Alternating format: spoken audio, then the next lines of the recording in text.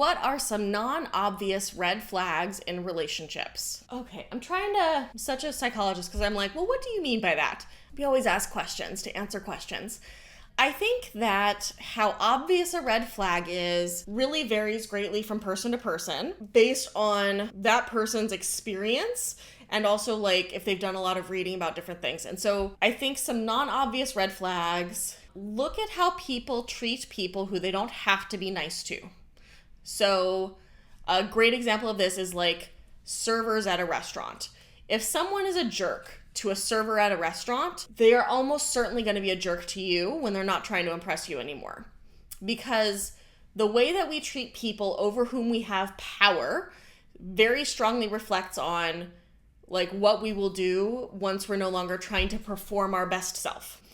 Another one could be, how do they take your no, right? Like if they're like, hey, let's get together on Friday, and you're like, oh, actually, I don't think I want to get together Friday. Can we do Saturday? And they're like, oh, but like Friday is so much better for me. Can't you just do it this one time? Like anyone who tries to ride over your small nose, higher probability they're going to try to ride over your bigger nose as well. So if you're saying no to them, if I'm meeting new people, particularly cis straight guys or like cis men who are closer to straight on the spectrum, I try to say no to them about something small pretty early on. That's like a genuine no. I'm not like making up a no. Just to see how they do with it. Because if they react super strongly to a no, that tells me a lot about them. That tells me a lot about like what's gonna work.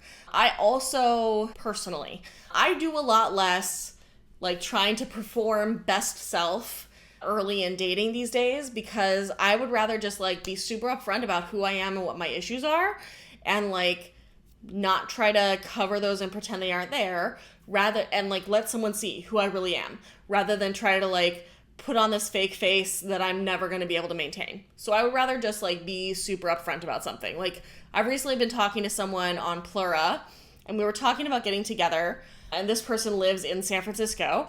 And those of you not from the Bay Area will not understand that like people in San Francisco don't leave San Francisco. And so, like, if you're not in San Francisco, you have to go to San Francisco to see them a lot of the time. And, like, I get it, but also I'm not really looking for something where I have to always go to the other person. I like having an amount of equity with that. And so, you know, like, they had brought up getting together at somewhere near where they live in the middle of the day on a weekday. And, like, getting in and out of the city on a weekday is exhausting. Even if you live like I live right at the foot of the Bay Bridge, basically. So if there's no traffic, it's like a 15-minute drive to San Francisco. But if there is traffic, it can be an hour or more. And public transportation can be good in the Bay Area. But if I'm doing just public transportation, not like driving to a BART station, it's going to take me an hour to get in the city. So I told this person, I was like, look, is it going to always be in San Francisco? Because if so, that's not really what I'm looking for. And like, is it always going to be middle of the day? Because that's like, maybe that can work, but not if I'm always going that direction.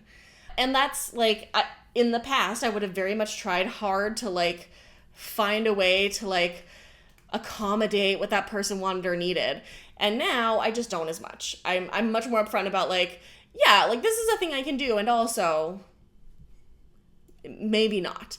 I think some other non-obvious red flags can just be about like, I think red flags is such a tough term because red flags is used for things that vary from signs someone is abusive to like pet peeves. And so I think this is much more about checking in with yourself. Like, do you feel respected and seen and cared about?